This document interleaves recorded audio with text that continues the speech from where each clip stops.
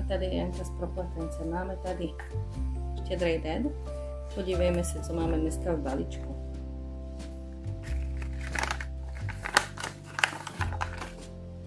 Velká svíčka.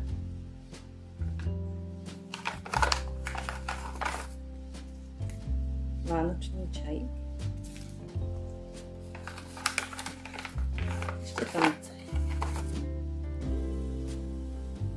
Značkovač Santa, nebo Ježiši.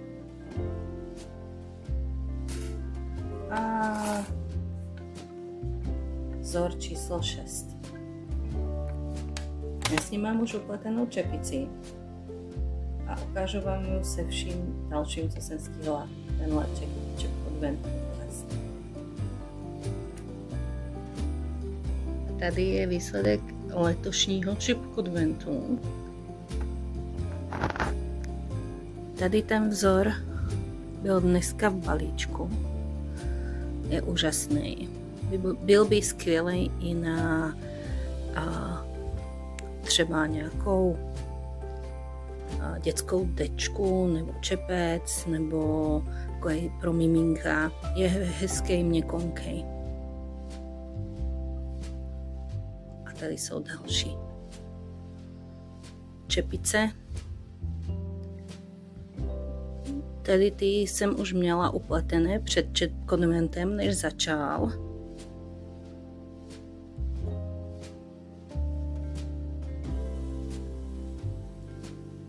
A tady ty jsem pletla čas čepkodventu.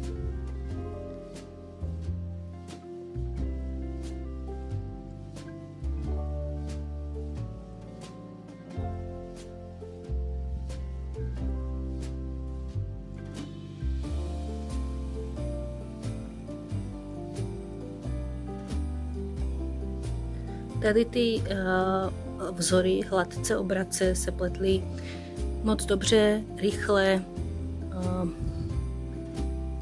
jsou fakt skvělý i na nákrčníky.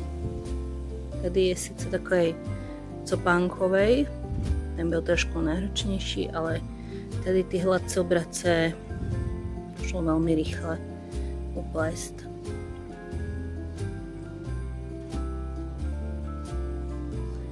A taky jsem stihla čelenky.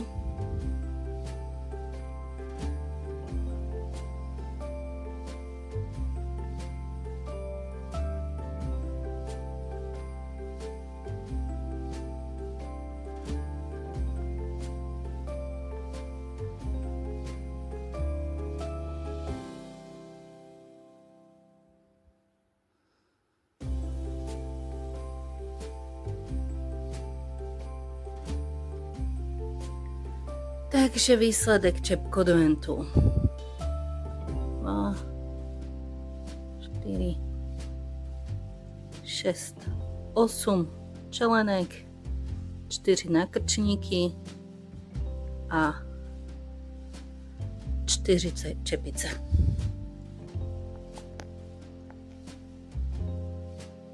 Spousta dárečků.